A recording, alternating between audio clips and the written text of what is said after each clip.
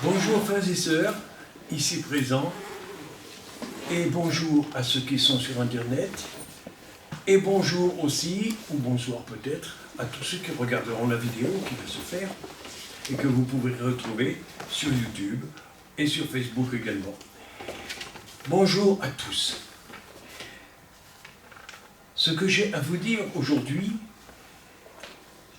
c'est très important. C'est toujours important, bien sûr. C'est sûr. Mais j'ai le sentiment qu'aujourd'hui, c'est beaucoup plus important. Chaque fois, j'ai ce sentiment, et je l'ai encore plus fort aujourd'hui.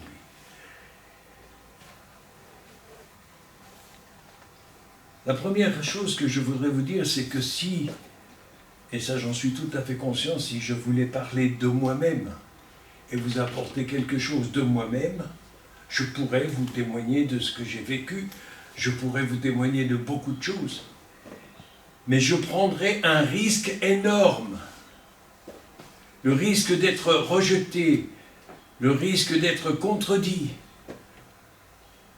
et le risque devant Dieu de n'avoir pas apporté sa parole, son mot, le petit mot clé qui dans notre vie transforme beaucoup de choses. Ça, ce serait un risque que je ne veux pas courir. J'ai été jeune et j'ai eu le goût du risque. J'ai été un peu aventurier aussi, mais je n'ai jamais pris ce risque-là, d'apporter en son nom quelque chose de moi. J'ai si peu à apporter, j'ai bien peu de choses à apporter. Mais lui, mon papa, mon père, il a beaucoup plus.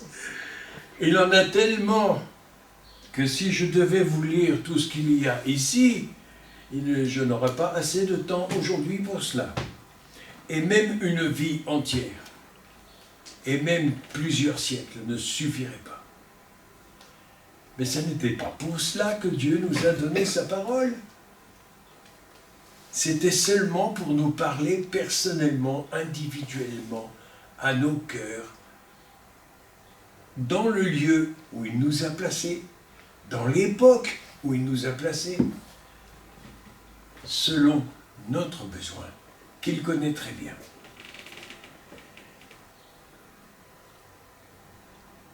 Je me souviens dans sa parole aussi qu'il y a une petite aventure qui est arrivée. Ce n'était pas une parabole, c'était une affaire réelle. C'était un centenier qui venait vers Jésus et qui disait « Seigneur, il y a mon serviteur là-bas qui est malade, il est prêt de mourir. » Et Jésus a demandé « Mais qu'est-ce que tu veux que je fasse ?» Et il a dit « Dis seulement un mot et il sera guéri. » Un mot. Dieu nous a donné une parole incroyablement infinie, d'une richesse énorme qu'on ne peut pas calculer. Et cet homme-là vient lui dire, Seigneur, dis seulement un mot. Lequel? Il y en a tellement. Et Jésus n'a dit qu'un seul mot. Crois. Fais-moi confiance. Et l'homme a été guéri, même à distance. Parce que pour lui, il n'y avait pas de... Il n'avait pas l'internet à l'époque, hein, il ne pouvait pas le faire par téléphone non plus. Mais par la foi de cet homme, l'homme a été guéri, le malade a été guéri. Alors je ne vous apporterai pas un seul mot aujourd'hui, je vous en apporterai 3. Mais ces 3 petits mots, j'ai demandé au Seigneur, ce matin encore au réveil, qu'est-ce que ces 3 mots vont pouvoir apporter à tous ceux qui vont l'entendre. Et le Seigneur, il m'a donné une image. C'est souvent comme ça, une image. Je voyais un camion, un grand camion benne. Là, vous allez me dire, ça y est, ça commence à dégager. Non, pas du tout. Dieu ne fait pas dégager les cerveaux. Hein. Il les restaure tous les matins. Et je voyais ce camion, grand camion Ben, et il arrivait devant la porte de ma maison. Je dis, mais Seigneur, qu'est-ce que tu viens m'apporter là? Qu'est-ce que tu veux me montrer? Il a dit, regarde bien, la capacité de ton terrain et la capacité du camion. Je dis, bon, qu'est-ce qu'il vient verser? Bah, qu'il le verse, qu'il le mette en place, je verrai après ce que je fais avec. Et le Seigneur, il m'a dit, regarde bien, je vais verser dans ton terrain, avec ce camion, au-delà de ce qu'il contient et au-delà de ce que ton terrain peut contenir. Comment ça peut se faire? Et le Seigneur, à moi, rien n'est impossible. C'est vrai qu'à lui, rien n'est impossible. Tout lui est possible. Et cette image m'a fait comprendre que seulement avec un mot, il a pu apporter la guérison aux malades, la paix aux centeniers, et il nous apporte encore aujourd'hui, des siècles après, un enseignement. Et puis le Seigneur m'a dit ensuite, quand tu vas prendre la parole en mon nom, tu seras comme un musicien au milieu d'un orchestre. Tu joueras de l'instrument que je t'ai confié, pas un autre. Et tu joueras la partition que je vais te dicter, pas plus. D'accord, Seigneur? C'est vrai que le Seigneur donne des images souvent que l'on ne comprend pas sur le coup, on se demande, on se dit, mais c'est comme ça commence à fatiguer un peu le disque dur là-haut. Hein. Non, rassurez-vous, le Seigneur sait ce qu'il fait. Et quand il donne une image, elle est claire, elle est nette, et elle s'éclaircit au fur et à mesure. Et elle touche les cœurs d'une façon incroyable. Elle a ces trois mots. Il figure dans l'évangile de Jean, au chapitre 19 et au verset 30. 3 mots seulement. Ce sont les 3 derniers mots que Jésus a prononcés du haut de la croix. Le jour où il est cloué, battu, rejeté, mis à mort. Pour qui? Pourquoi? Pour moi, pour toi, pour nous. Ces 3 seuls mots qu'il a prononcés sont simples à retenir, très simples à retenir. Tout est accompli. Et ensuite, il est remonté vers son Père. Il est mort. Il est parti. Les 3 derniers mots. Et pourtant, il en a prononcé beaucoup. Il y a tout l'évangile. Il nous en a donné des enseignements. Il nous en a donné des conseils et des commandements. Mais du haut de cette croix, au moment crucial, au moment où il donnait sa vie lui-même, personne ne lui a prise. Personne qui dira, qui a tué Jésus? Les Juifs ou les Romains? C'est toi et moi. Parce que c'est pour nous qu'il est mort. Mais en plus, il nous dit lui-même que c'est ni les uns ni les autres. Il a donné sa vie lui-même. Il s'est livré pour nous, comme une rançon qu'on paye pour récupérer. Et pour récupérer notre âme, notre vie éternelle. Il a donné sa vie. C'est vrai que dans les églises modernes, on prêche beaucoup de choses, on parle de beaucoup de choses, mais si peu de la croix. Si peu de ce moment extraordinaire que Jésus a voulu vivre. Il y a sur cette terre beaucoup de douleurs, de souffrances, de meurtres. Il y en a de plus en plus, on en voit plein la presse. Mais une mort comme celle-là, aucune ne lui ressemble.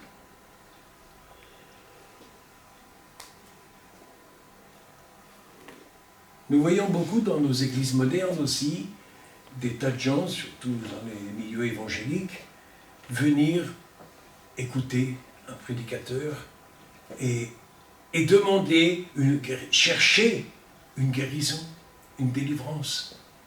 La délivrance de tas de choses, pas seulement d'un démon ou d'une addiction ou d'autres, parce qu'il y en a plein. Mais aussi ça peut être la délivrance d'un souci, d'un doute, de beaucoup d'autres choses encore. Et je n'aurai pas assez de temps aujourd'hui pour vous expliquer tout ce qu'il y a à faire, parce que vous le savez, nous le savons. Nous le savons. Mais il y a deux conditions. Le salut est gratuit, la guérison est gratuite, tout ce que Dieu offre est gratuit. C'est la grâce. Ok? Grâce, gratuité, cadeau. Grâce, miséricorde. La grâce, je t'offre tout ce que tu n'as pas mérité. Miséricorde, je t'épargne tout ce que tu as vraiment mérité.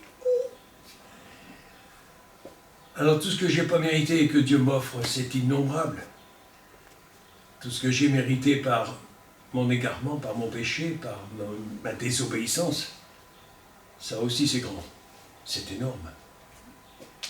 Et c'est pour ça que Jésus est monté sur cette croix.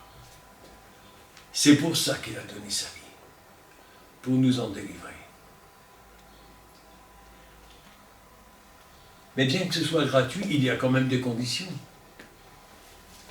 Et deux conditions que je retiens principalement. Pour aujourd'hui, c'est tout ce que j'aurais à apporter.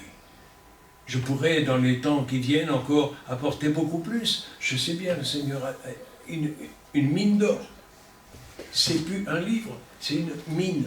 Et dans cette mine, on peut puiser, il n'y a pas de fond. Il n'y a pas de fin. Sa parole est éternelle. Et ces conditions, les deux que je retiens particulièrement, pour obtenir une guérison. Alors ça, je m'adresse à tous ceux qui viennent écouter ou qui vont ici ou là, dans une église ou dans une autre. Je n'ai pas d'étiquette particulière, c'est pas mon propos. Ça n'a aucune importance. Chaque fois que vous venez, chaque fois que tu viens, chaque fois que je viens devant Dieu, demander, il y a deux conditions à remplir.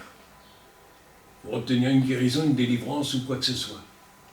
Des conditions imparables. Des conditions que si elles ne sont pas remplies, on peut attendre longtemps. Ça va choquer beaucoup de gens, je sais. Même certains pasteurs qui vont essayer de me contredire, je veux bien. Mais qu'ils essayent de contredire la parole de Dieu d'abord. Là, il y a du boulot. Me contredire moi, c'est pas difficile. Vous pouvez. Très facile.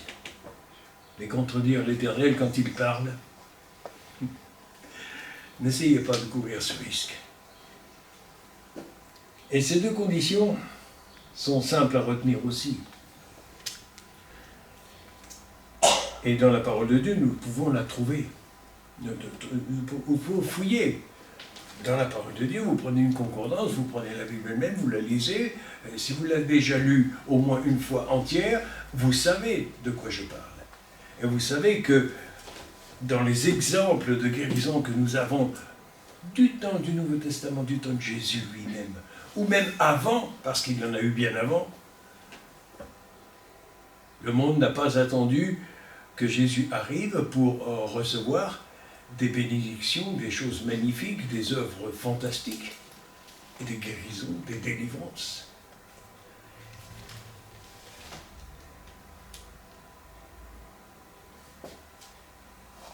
D'abord, il y a la repentance. Ça, c'est la première des conditions.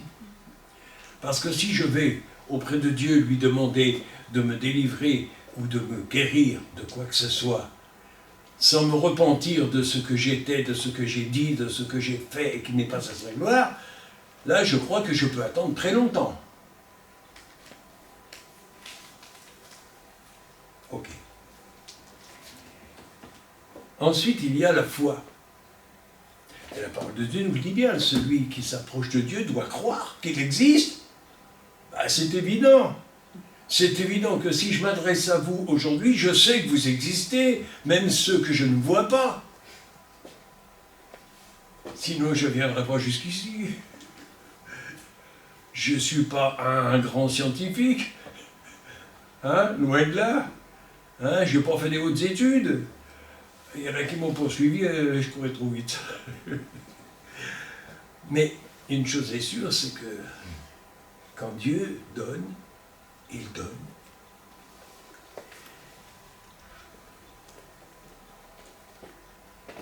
Dans le psaume 103, je lis « C'est lui qui pardonne toutes tes iniquités, tout ce qui n'était pas droit devant lui, il te le pardonne.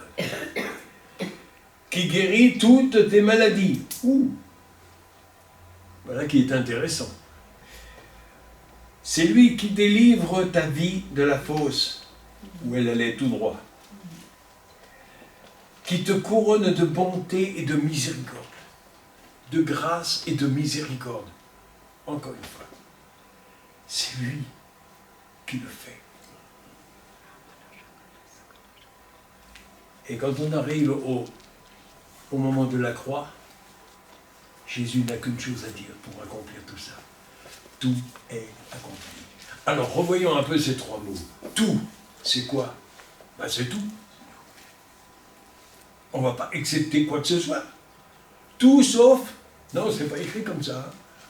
Tout est accompli. Et, au présent, au moment où il le dit, c'est déjà fait.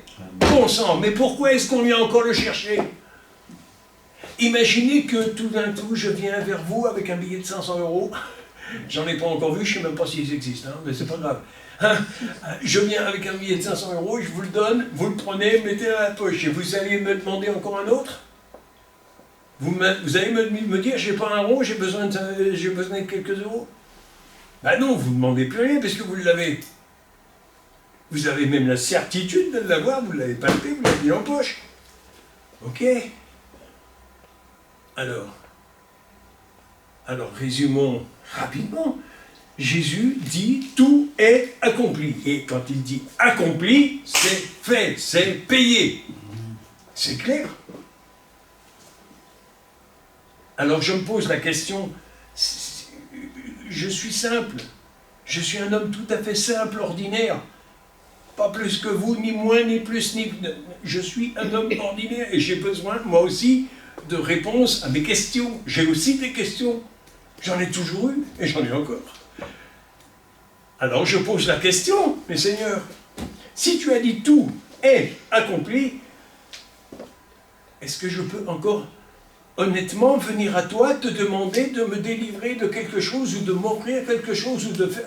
Non, puisque tu l'as dit que c'est accompli, alors je prends ce que tu me donnes. Et puisque tu as promis et que tu as accompli ta promesse, eh bien Seigneur, merci. Je viens et je te dis merci. Et si j'ai passé par ce temps de repentance, de mettre de côté, hein, ce qu'on appelle aussi la conversion. Bon, la conversion, c'est simple aussi à comprendre, quand même. Hein. Tout électricien connaît ce que c'est qu'une conversion. Hein. On passe du 30 000 volts, paf, au câble, au 220 dans l'appartement.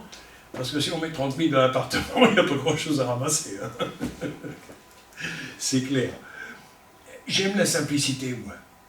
Et quand je me suis frotté à la parole de Dieu, dès mes 15 ans, ça remonte à loin, hein, et je me suis aperçu que Jésus était encore plus simple que moi. Il est d'une simplicité effroyable. Mais franchement, ça fout la trouille par moment. On se dit, mais il a dit ça, et nous, on est assez stupides pour essayer de lui reposer la même question. Aïe! J'ai un frère, un ami, qui est aussi pasteur, et quand il prêche, de temps en temps, il vient régulièrement dans une région, et il répète souvent plusieurs fois la même chose. Et un jour, il a dit, je commence à en avoir un petit peu au-dessus du chapeau, de revenir régulièrement, de voir les mêmes têtes avec les mêmes besoins. De voir les gens qui viennent demander exactement la même chose que l'année dernière et l'année d'avant et l'année de tous. Je le comprends. Je le comprends, c'est vrai. Mais Jésus comprend très bien cela aussi. Parce que si nous, on se répète un peu de temps en temps, ça arrive, bien sûr. N'est-ce pas, Paul? Ça nous arrive aussi de nous répéter. Pourquoi on se répète? Vous voulez savoir pourquoi on se répète? C'est très simple. Demandez à Jésus pourquoi depuis 2000 ans il nous répète le même évangile. Pourquoi 2000 ans il nous répète que tout est accompli et qu'on vient toujours lui redemander. Alors il y a deux solutions. Ou bien c'est qu'on est complètement à côté de la plaque, qu'on n'a pas compris ce qu'il a voulu dire, ou bien on l'a essayé de l'interpréter, oui, mais peut-être qu'il n'a pas voulu dire ça exactement. Hein? Ça arrive. J'en attends des fois. Hein? Et depuis une soixantaine d'années que je suis avec Dieu, croyez-moi, j'en ai entendu un paquet. Hein? Des questions gênantes, pour ne pas dire stupides complètement quand même. Hein? Pas être méchant. Mais si Dieu répète et répète, et depuis bien plus longtemps que ça, il a fait des promesses. Regardez par exemple dans Ésaïe 53, le 53e chapitre d'Ésaïe, celui que beaucoup ont mis de côté parce qu'il dérange. Il dérange terriblement celui-là. Ah oui. Et j'en cite pas, ben je sais qu'il y en a qui vont s'en connaître. Tout le chapitre nous parle de celui qui va donner sa vie pour sauver l'humanité entière. Et ce n'est que 1000 ans après, 10 siècles après, qu'il va arriver et qu'il va l'accomplir. Ouh! Il y a un décalage horaire, je crois, là, hein, quelque part. En tout cas, il y a un décalage horaire parce que une promesse est faite et n'est exaucée que 1000 ans après. C'est gênant. C'est peut-être là la source de la confusion qu'il y a dans les têtes d'aujourd'hui encore, où quand on dit « Ah ben Dieu a dit ça, mais c'est peut-être pas maintenant, c'est peut-être pas à ce moment-là, c'est peut-être faut que j'attende encore un petit peu, quelques années. » Alors évidemment, ça veut dire que nous avons regardé notre montre. Nous avons regardé notre montre. Mais mon papa, là-haut, il n'a pas la même montre. Il ne marche pas du tout avec les heures que nous calculons. Parce que pour lui, c'est écrit aussi, noir sur blanc dans la Bible depuis des années et des années et des siècles, que pour lui, 1000 ans, c'est comme un jour, et un jour, c'est comme 1000 ans. Ce qui est clair, c'est que pour lui, le temps n'est pas du tout le même. Et tout ce que nous trouvons dans la parole de Dieu est fixé dans un temps qui est le temps de Dieu, le temps éternel, le présent éternel. Ça c'est intéressant. Ça, c'est une nouveauté pour beaucoup de gens. Ça l'a été pour moi à une certaine époque. Quand j'ai réalisé que Dieu travaille dans un temps qui n'est pas du tout le nôtre, qu'on n'a pas la même de compte, oui.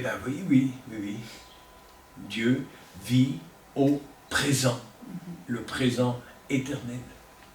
Quand Dieu parle, que ce soit dans le livre de la Genèse, ou que ce soit dans l'Apocalypse, ou que ce soit au milieu, quelque part dans l'Évangile ou dans le prophète Ésaïe, c'est toujours le présent pour lui. Pourquoi? Parce que lui est éternel. Il n'a pas de temps. Dieu n'a jamais commencé, il était toujours là. Il ne finira pas parce qu'il sera toujours là. Heureusement. Amen. Et il veut nous amener à son temps, à lui. Alors en clair, quand il nous dit tout est accompli, c'était déjà écrit bien avant qu'il soit là, bien avant qu'il arrive sur la croix. Et tout au long de ces années, moi je viens de fêter mes 75 ans, et à chaque fois que je prends ces années-là maintenant, je me dis Seigneur, merci, merci, merci, merci, parce que je ne comprends toujours pas pourquoi. Moi, tu me donnes 75 années de vie, et toi, tu n'en as pris que 33 en venant ici. Et en si peu de temps, tu en as fait beaucoup plus que j'ai pu en faire moi, et que j'en ferai encore. Le temps de Dieu ne peut pas se calculer avec une montre. Un sablier non plus, parce qu'il faudrait beaucoup plus de sable.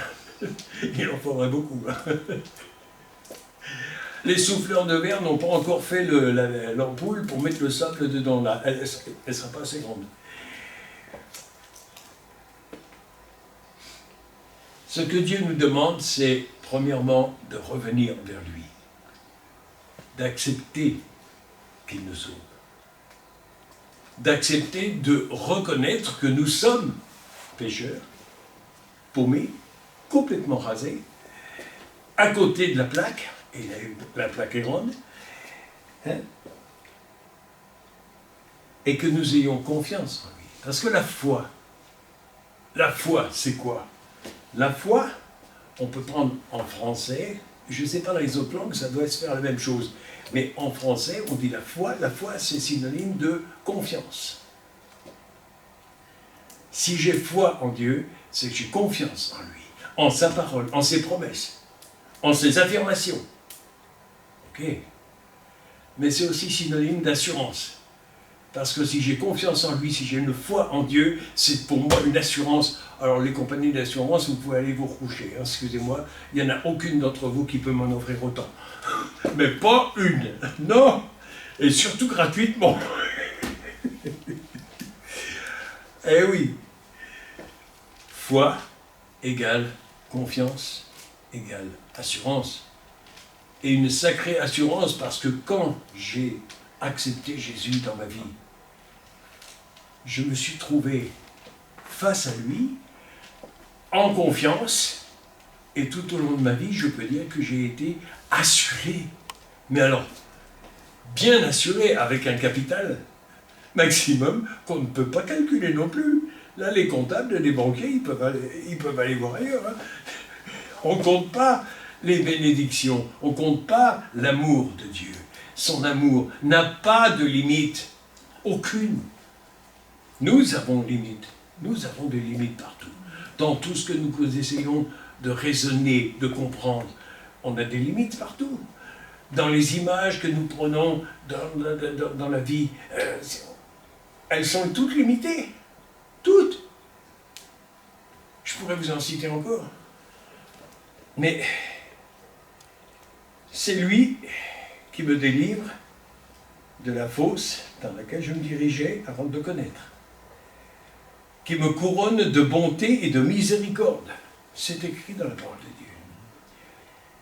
Il fait justice et il fait droit à tous les opprimés.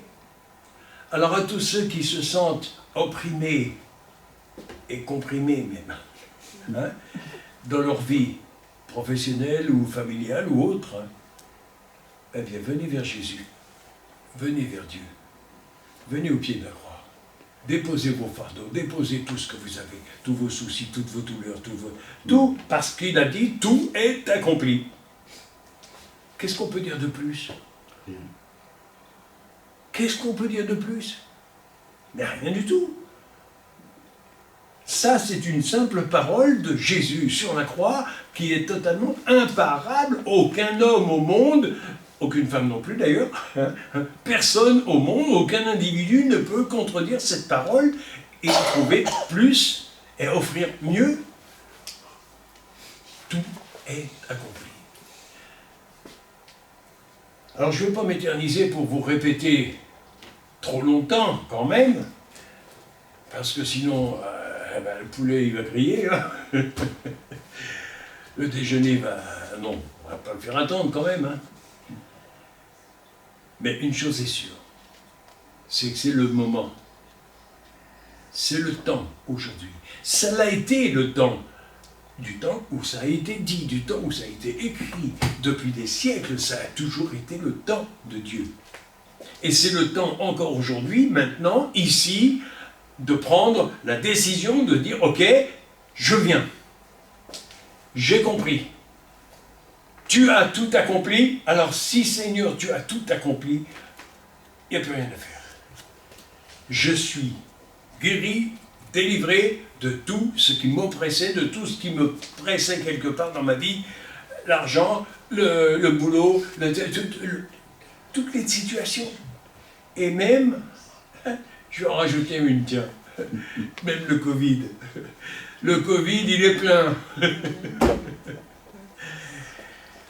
Mais bien sûr, parce que toutes ces choses, elles étaient déjà prévues, elles étaient déjà écrites. Ça devait arriver. Mais ce qui devait arriver aussi, c'est que Jésus passe par là et qu'il dit stop, tout est accompli. J'ai tout pris sur moi. Alors tout ce que nous avons de culpabilité quelque part, parce que nous avons tous une petite culpabilité dans nos vies de quelque chose, quelque part, hein, dans le passé, dans le présent, et même des fois dans l'avenir. Hein. Il a tout pris. Ah si, il a tout pris. Merci. Il n'y a plus qu'une chose à faire. La repentance, la confiance, la foi, le retour vers lui. Et bien sûr, continuer, mettre le nez dans la parole de Dieu. Et le mettre tous les jours, parce que la parole de Dieu, excusez-moi, on dit c'est la nourriture du chrétien. Ben oui, bien sûr, je suis en chasse quelque chose. Oui, parce que moi j'aime bien me nourrir aussi. Hein. Bon, physiquement ça se voit aussi, d'accord. Hein, mais spirituellement, j'en ai terriblement besoin comme tout le monde. Mais je mange à ma table tous les jours. Donc automatiquement, spirituellement, tous les jours, j'en ai besoin aussi. Et c'est tous les jours qu'on en a besoin. Parce que tous les jours, si je prends ma parole de Dieu, hein, je prends ma Bible, hein, quelle que soit la version, quelle que soit la traduction, quelle que soit la langue, elle est la même parce que Dieu a la même parole pour tout le monde.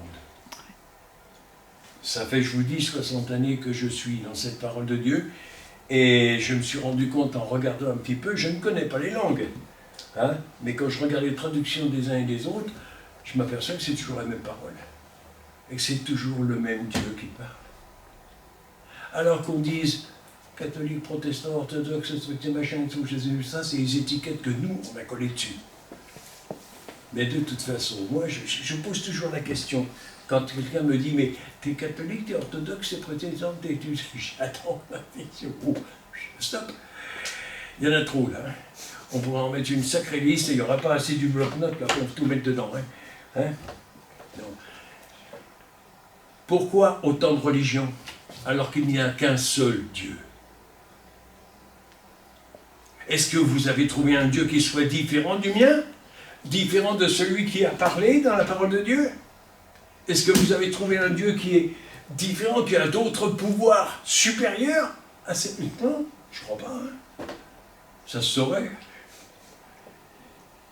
Alors je suis simplement celui qui était pécheur que Jésus a racheté en allant sur cette croix.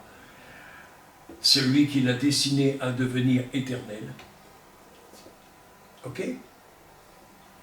Rejoindre la maison avec mon papa. Quand le temps sera venu, c'est lui son temps à lui, hein, c'est pas le mien. Moi, je ne sais pas.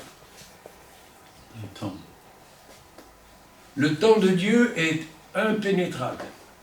Alors, autre petit détail, j'ai encore un petit peu de temps. Un petit détail. Vous savez tous, je pense, tous vous savez que Jésus va revenir. Hein, parce que c'est écrit et que c'est déjà proclamé et de plus en plus, et on n'est pas loin du but, hein, il revient. Bientôt. Et oui, bientôt, merci mon frère. Il a bien dit le mot, bientôt, c'est ce qui est écrit, bientôt. Mais ça veut dire quoi bientôt pour Dieu? Il a regardé sa montre et il a dit bientôt, allez, un petit quart d'heure, je suis là. Hein. Non, non, non, non, non, non, non, non. Quand il dit bientôt, il dit qu'à tout moment possible. Bientôt, ça veut dire quoi bientôt? C'est dans peu de temps, ben dis donc, ça fait un sacré bout de temps qu'on l'attend. Hein, hein? Encore une fois, vous voyez la preuve qu'on n'a pas la même montre. Ça veut dire simplement qu'il ne nous a pas voulu nous dire le jour et l'heure. Il a dit l'endroit. Jérusalem, là d'où il est parti, il reviendra. Ça, c'est écrit. On le sait. Mais le jour et l'heure, non. Le Père seul le sait. Dieu lui-même, qui a envoyé son Fils Jésus, il sait à quelle heure il va le remettre. Il va nous le renvoyer. Il va venir chercher les siens.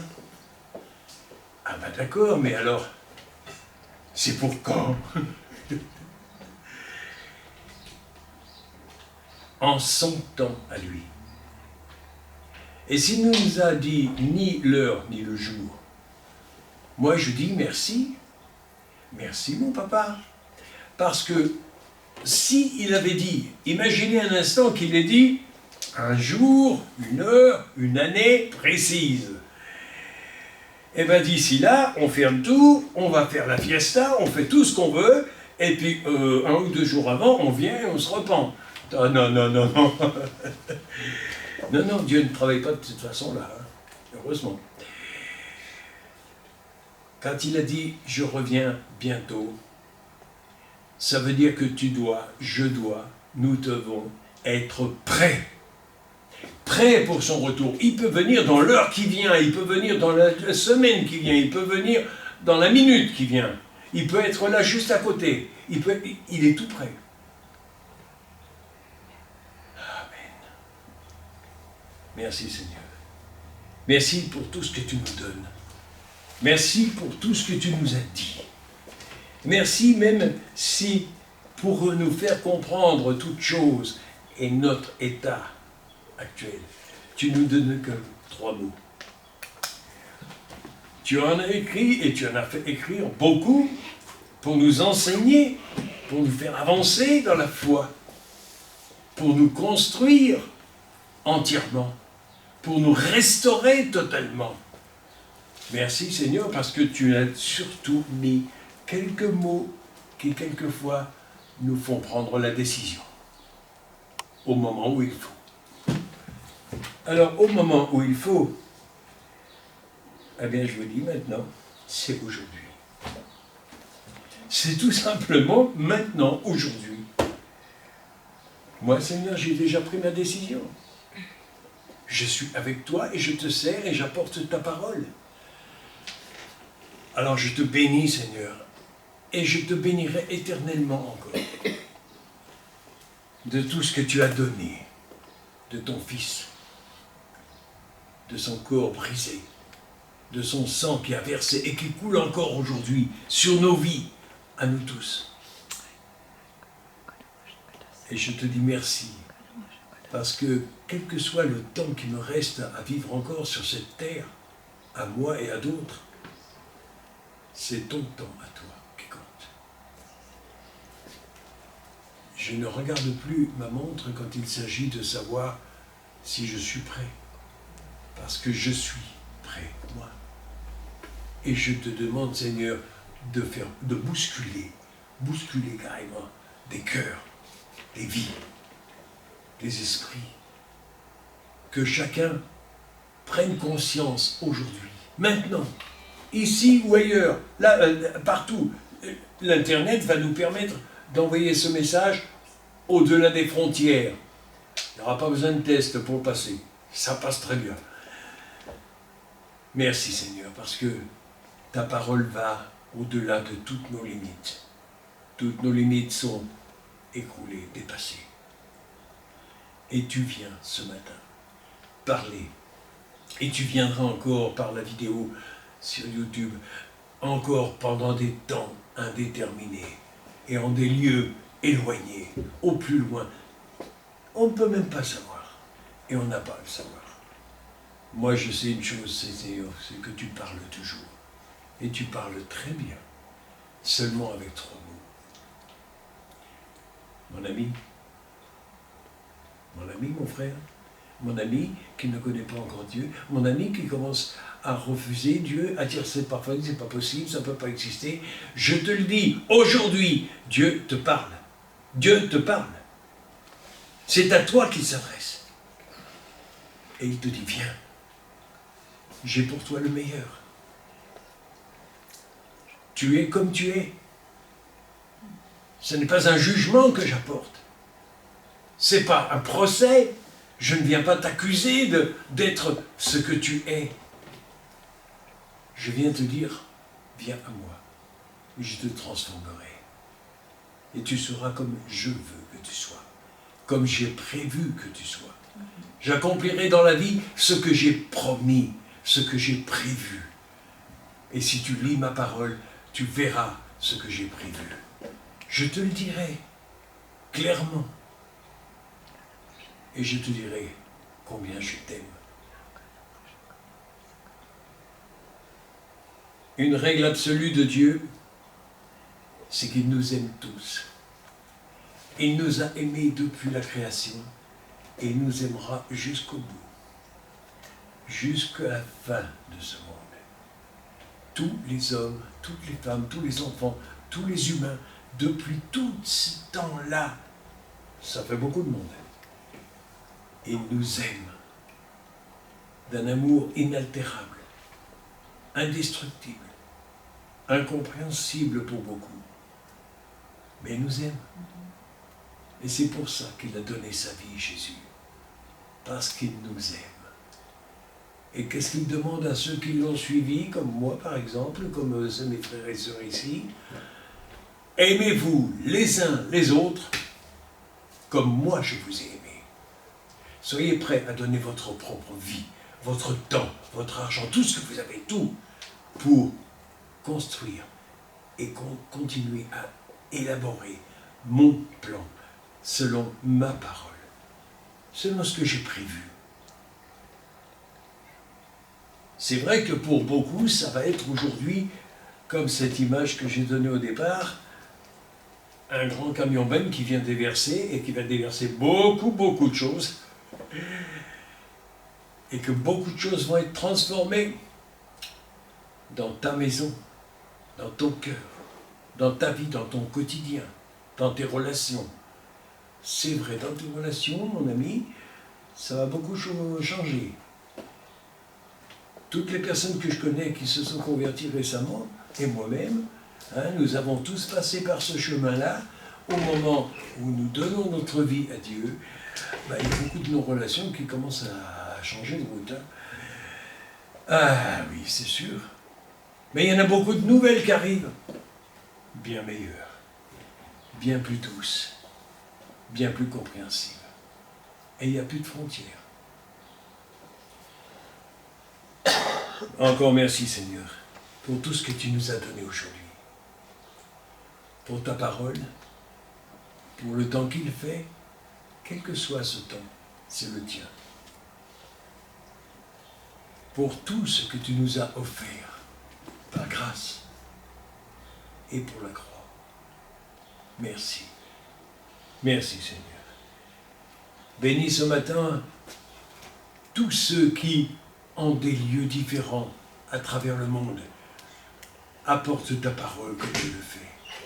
Que tous tes serviteurs, pasteurs, prêtres et autres, n'importe l'étiquette, que tous ceux qui portent ta parole soient bénis ce matin et qu'ils reçoivent en retour.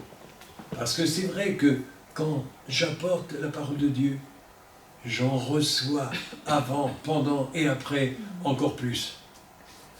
Et quand j'écoute un de mes confrères, un de mes amis pasteurs, quand j'écoute son message, je l'ai écouté ces jours-ci encore sur Internet, au cours de ce message, j'en reçois d'autres en plus, et chaque mot qu'il prononce pourrait ouvrir une nouvelle conférence, un nouveau message.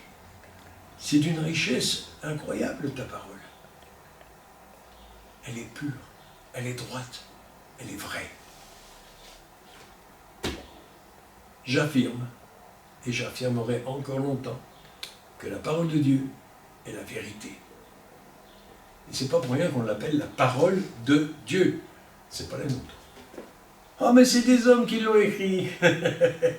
Oui, parce que Dieu leur a dicté. Et ce qu'ils ont écrit, croyez-moi, au cours de 45 siècles d'écriture, des centaines d'écrivains différents, tous ont dit la même chose.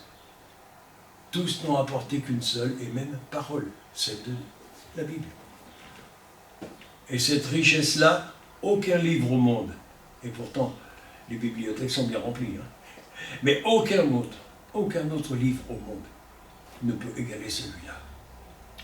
Et c'est pour ça qu'on dit que la parole de Dieu, la Bible, c'est le livre le plus lu, le plus vendu, et surtout celui qui a tenu la route le plus longtemps. Parce qu'il y a des livres qui sont très anciens, mais comme celui-là, il n'y en a pas. Alors merci d'avoir entendu, écouté, compris, et merci de mettre en pratique. N'attendez pas plus longtemps. Soyez prêts pour son retour. Il revient. Il me prendra, il nous prendra, il nous emportera. Ne soyez pas parmi ceux qui vont rester sur le terrain. Ça, c'est un risque qu'il ne faut surtout pas courir.